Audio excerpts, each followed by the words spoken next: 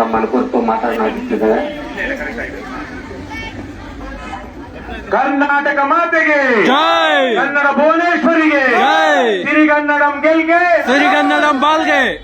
ಮಾಲೂರಿನ ಆತ್ಮೀಯ ಬಂಧುಗಳೇ, ಇವತ್ತಿನ ಈ ಹೋರಾಟವನ್ನು ಆಯೋಜನೆ ಮಾಡಿರುವಂತಹ ಕರ್ನಾಟಕ ರಕ್ಷಣಾ ವೇದಿಕೆ ಅಧ್ಯಕ್ಷರಾದಂತಹ ಪ್ರವೀಣ್ ಕುಮಾರ್ ಶೆಟ್ಟಿ ಅವರೇ, ಸ್ಥಳೀಯ ಬಹಳ ಆಸಕ್ತಿ ವಹಿಸಿಕೊಂಡು ಈ ಹೋರಾಟವನ್ನ ಇಲ್ಲಿ ಸ್ಥಳೀಯರುವಂತಹ ಸ್ವಾಮಿ ದಯಾನಂದ್ ಸೇರಿದಂತೆ ಅವರೆಲ್ಲ ಸಂಗಾತಿಗಳೇ, ನಿರಂತರವಾಗಿ ಸುಮಾರು 15 ವರ್ಷಗಳಿಂದ ಈ ಅವಿಭಜಿತ ಕೋಲಾರ ಜಿಲ್ಲೆ, ಬೆಂಗಳೂರು ಗ್ರಾಮಾಂತರ ಜಿಲ್ಲೆ, ತುಮಕೂರು, ಚಿತ್ರದುರ್ಗ ತನಕ ಶಾಶ್ವತ ನೀರಾವರಿ ಆಗಬೇಕು ಅಂತ ಹೇಳಿ ಹೋರಾಟವನ್ನು ಹಮ್ಮಿಕೊಂಡು ಬಂದಿರುವಂತಹ ನಮ್ಮ ಚಿತ್ರದುರ್ಗದ ಆಂಜನೇಯ ರೆಡ್ಡಿ ಅವರೇ,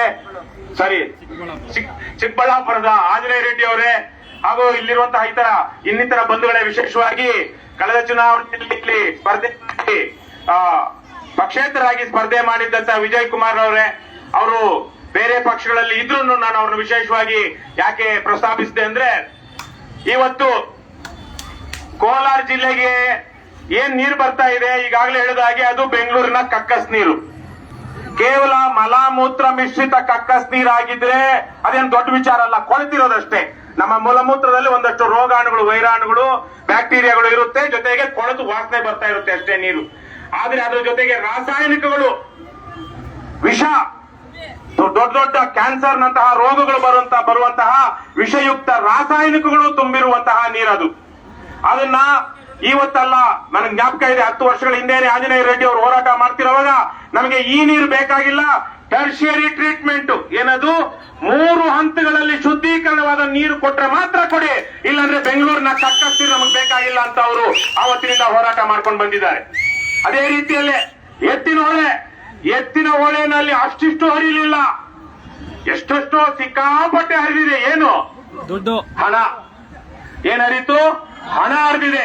ಕಳೆದ 15-20 ವರ್ಷಗಳಿಂದ ಭ್ರಷ್ಟರು, ಕದೀಮರು, ರಾಜಕಾರಣಿಗಳು, ಗುತ್ತಿಗೆದಾರರು, ಭ್ರಷ್ಟ ಅಧಿಕಾರಿಗಳು ಹಣದ ಹೊಳೆಯನ್ನೇ ಅವರ ಮನೆಗಳಿಗೆ ಹರಿಸಿಕೊಂಡಿದ್ದಾರೆ ಹೊರತು ಈ ಭಾಗಕ್ಕೆ ಏನು ಶಾಶ್ವತ ನೀರಾವರಿಗಾಗಿ ಏನು ನೇತ್ರಾವತಿ ನೀರನ್ನು ತರಬೇಕಾಗಿತ್ತು ಇವತ್ತಿಗೂ ತಂದಿಲ್ಲ.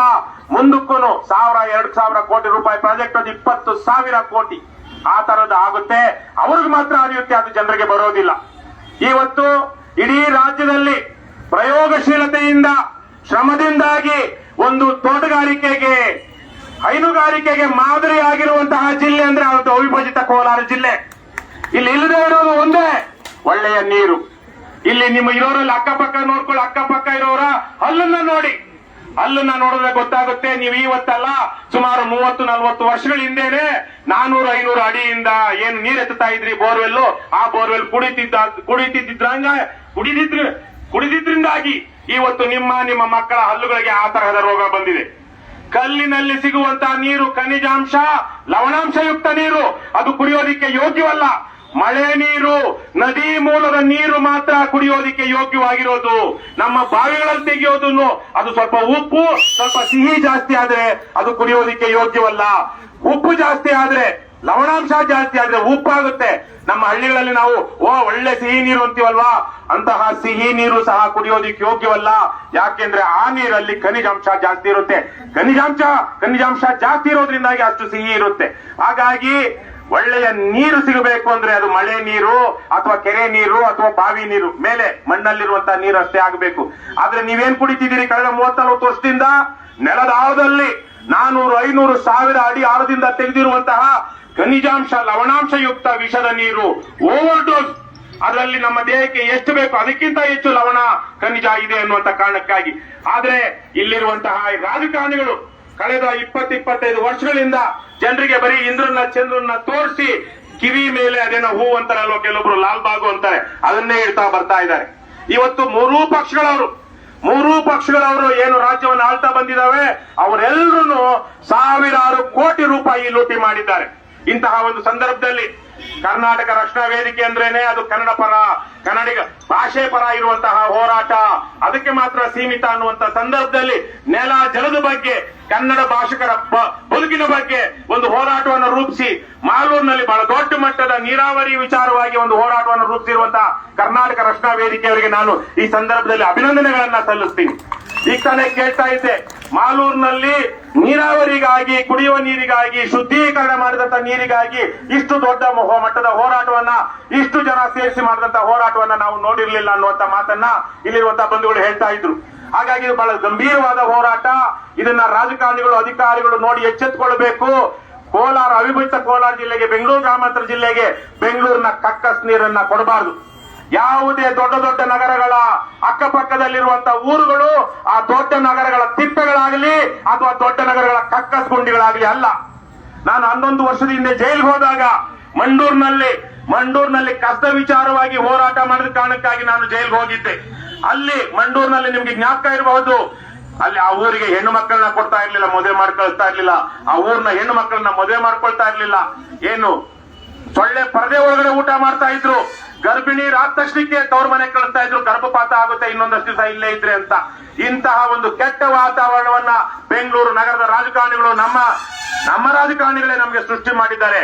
ಹಾಗಾಗಿ ನೀವು ಯಾವುದೇ ಕಾರಣಕ್ಕೂ 3 ಹಂತದಲ್ಲಿ ಶುದ್ಧೀಕರಣವಲ್ಲದ ನೀರು ನಿಮ್ಮ ಜಿಲ್ಲೆಗೆ, ನಿಮ್ಮ ತಾಲೂಕಿಗೆ, ನಿಮ್ಮ ಹಳ್ಳಿಗೆ ಬರದೇ ಇರುವಂತೆ ನೋಡ್ಕೊಳ್ಳೋದು ನಿಮ್ಮ ಮತ್ತು ನಿಮ್ಮ ಮಕ್ಕಳ ಹಿತ ಅದರಲ್ಲಿದೆ. ದಯವಿಟ್ಟು ಇದನ್ನ ಗಮನದಲ್ಲಿಟ್ಕೊಳ್ಳಿ. ಅಡ್ಡ ಹಾಕಿ ಯಾವುದೋ ನೀರು ಸಿಕ್ತು, ಆ ರಮೇಶ್ ಕುಮಾರ್ ಅವರು ಹೇಳಿದ್ರು ನೋಡಿದೆ, ಬಹಳ ಬೇಜವಾಬ್ದಾರಿ ಆ ಮನುಷ್ಯ. ಸ್ಪೀಕರ್ ಆಗಿದ್ದಾಗಲೂ ಅಲ್ಲಿ ಕೂತ್ಕೊಂಡೇ ಬೇಜವಾಬ್ದಾರಿ ಮಾತಾಡಿದ್ರು. ಅವರು ಹೇಳಿದ್ದನ್ನ ನಾವು ನೋಡಿದ್ದೀವಿ. ಯಾವುದೋ ಒಂದು ನೀರು ಬಂದ್ರೆ ಸಾಕು, ಏನು ವಿಷ ಕೊಡ್ತೀರಾ ಸ್ವಾಮಿ? ನೀರು ಅಂತ ಕೇಳಿದವರಿಗೆ ವಿಷ ಕೊಡ್ತೀರಾ? ತೆಲುಗು ಗಂಗಾ ಯೋಜನೆ ಇವತ್ತಲ್ಲ, ಮೆಡ್ರಾಸ್ ತನಕ ಕೃಷ್ಣಾ ನದಿ ನೀರನ್ನ ಮೆಡ್ರಾಸ್ ತನಕ ಹರಿಸಬೇಕು ಅಂತೇಳಿ ಆವತ್ತಿಗೆ ಕೃಷ್ಣಾ ನದಿ ನೀರಿಗೆ ತೆಲುಗು ಗಂಗಾ ಅಂತ ಯೋಜನೆ ಇಟ್ಟು NTR ಮಾಡಿದ್ರು. ಇಲ್ಲೇ ಪಕ್ಕದಲ್ಲಿ 25-30 ಕಿಲೋಮೀಟರ್ ಹೋಗ್ತಾ ಇದೆ. ಅದು ಇಲ್ಲಿ ಎಲೆ ಕುಪ್ಪಂ ತನಕ ಬಂದಿದೆ. ಇಲ್ಲೇ 15 ಕಿಲೋಮೀಟರ್ ದೂರದ ಸಂಪಂಗೆರೆ ಆದ್ಮೇಲೆ ಬಾಗ್ಲೂರಿಗೆ ಕೊಡೈಕೆನಾಲಿಂದ ನೀರು ಬರ್ತಾ ಇದೆ, ಹೊಗೆನಕಲ್ ಫಾಲ್ಸ್ ಇಂದ ನೀರು ಬರ್ತಾ ಇದೆ. ಯಾವ ನದಿ ಇದು? ಕಾವೇರಿ ನದಿ. ಇದು ಇಲ್ಲಿ 15 ಕಿಲೋಮೀಟರ್ ತನಕ ಕುಡಿಯೋ ನೀರು ಅಲ್ಲಿಂದ ಕಳಿಸ್ತಾ ಇದ್ದಾರೆ. ಇಲ್ಲಿ ಪಕ್ಕದಲ್ಲೇ 300-400 ಕಿಲೋಮೀಟರ್ ದೂರದಿಂದ ತೆಲುಗು ಗಂಗಾ ಯೋಜನೆಯಲ್ಲಿ ನೀರು ಬರ್ತಾ ಇದೆ. ಆದರೆ ನಮ್ಮದೇ ನದಿಯ ಹೆಚ್ಚುವರಿ ನೀರನ್ನ ನಮಗೆ ಬಳಕೆ ಮಾಡಿಕೊಳ್ಳಲಾರದಂತಹ ಒಂದು ಅಯೋಗ್ಯ ಸ್ಥಿತಿ ಇದೆ. ಯಾಕೆಂದ್ರೆ ಅದು ನಮ್ಮ ರಾಜಕಾರಣ ಭ್ರಷ್ಟವಾಗಿದೆ. ನಾವು ಓಟ್ ಹಾಕುವಾಗ ಹಣಕ್ಕೆ ಹೆಂಡಕ್ಕೆ ಓಟ್ ಹಾಕ್ತಿದೀವಿ. ನಮ್ಮ ಹಿತ ಇರುವಂತ ಯಾರನ್ನು ಇವತ್ತು ರಾಜಕಾರಣದಲ್ಲಿ ಗೆಲ್ತಾ ಇಲ್ಲ. ಆ ಹಿನ್ನೆಲೆಯಲ್ಲಿ ನೀವು ಇವತ್ತೇನು ಹೋರಾಟ ಮಾಡ್ತಾ ಇದ್ದೀರಾ, ನಾವು ಇಂಥ ಹಲವಾರು ಹೋರಾಟಗಳಲ್ಲಿ ಇವತ್ತಲ್ಲ 12 ವರ್ಷಗಳ ಹಿಂದೆನೆ ಆಂಜನೇಯ ರೆಡ್ಡಿ ಅವರು ಚಿಕ್ಕಬಳ್ಳಾಪುರದಲ್ಲಿ ನಿರಂತರವಾದ ಹೋರಾಟ, ಕೋಲಾರದಲ್ಲಿ ನೀವು ಸಹ ಹಲವಾರು ಜನ ಹೋರಾಟದಲ್ಲಿದ್ದಾಗ ನಾನು ಹಲವಾರು ಸಲ ಹೋರಾಟದಲ್ಲಿ ಬಂದಿದ್ದೀನಿ. ಕರ್ನಾಟಕ ರಾಷ್ಟ್ರ ಸಮಿತಿ ಪಕ್ಷವೂ ಸಹ ನಾವು ಇಂತಹ ಹೋರಾಟಗಳಲ್ಲಿ ನಿರಂತರವಾಗಿ ಬೆಂಬಲಿಸಿಕೊಂಡು ಬಂದಿದ್ದೀವಿ. ಮುಂದೇನೂ ಸಹ ನಾವು ಈ ಹೋರಾಟದಲ್ಲಿ ನಿಮ್ಮ ಜೊತೆಗಿರ್ತೀವಿ ಅಂತ ಹೇಳ್ತಾ ಮತ್ತೊಮ್ಮೆ ಪ್ರವೀಣ್ ಕುಮಾರ್ ಶೆಟ್ಟಿ ಅವರಿಗೆ ಮತ್ತು ಅವರ ಬಳಗಕ್ಕೆ ಇಂತಹ ಒಂದು ಹೋರಾಟವನ್ನ, ಕನ್ನಡ ಭಾಷೆ ಮಾತನಾಡುವಂತಹ ಜನರ ಬದುಕನ್ನ ಕಟ್ಟುವಂತಹ ಹೋರಾಟಕ್ಕೆ ಮುಂದಾಗಿದ್ದಕ್ಕೆ ಅವರಿಗೆ ಅಭಿನಂದನೆಗಳನ್ನ ಸಲ್ಲಿಸ್ತಾ, ಮುಂದಿನ ದಿನಗಳಲ್ಲೂ ಅಷ್ಟೇ ಇಂತಹ ಹೋರಾಟಗಳು ಯಾವುದೋ ಭ್ರಷ್ಟ ರಾಜಕಾರಣಿಗಳಿಗೂ ಹಣ ಹೆಂಡ ಹಂಚಿ ಓಟು ಕೇಳುವಂತ ಅಧಮರಿಗೆ ನಾವು ಬೆಂಬಲವಾಗಿ ನಿಲ್ಲದೆ ಸಜ್ಜನರನ್ನ, ಅದು ನಮ್ಮ ಪಕ್ಷನೇ ಬೇಕು ಅಂತಿಲ್ಲ, ನೀವು ನಮ್ಮ ಪಕ್ಷಕ್ಕೆ ಓಟ್ ಹಾಕ್ತಿರೋ ಬಿಡ್ತಿರೋ ನಿಮಗ್ ಬಿಟ್ಟಿದ್ದು, ಒಳ್ಳೆಯವರನ್ನ ಆಯ್ಕೆ ಮಾಡ್ಕೊಳ್ಳಿ, ನ್ಯಾಯವಂತರನ್ನ ಆಯ್ಕೆ ಮಾಡ್ಕೊಳ್ಳಿ, ನೀತಿವಂತರನ್ನ ಆಯ್ಕೆ ಮಾಡ್ಕೊಳ್ಳಿ, ನಿಮಗಾಗಿ ಹೋರಾಟ ಮಾಡುವಂತವರನ್ನ ಆಯ್ಕೆ ಮಾಡ್ಕೊಳ್ಳಿ.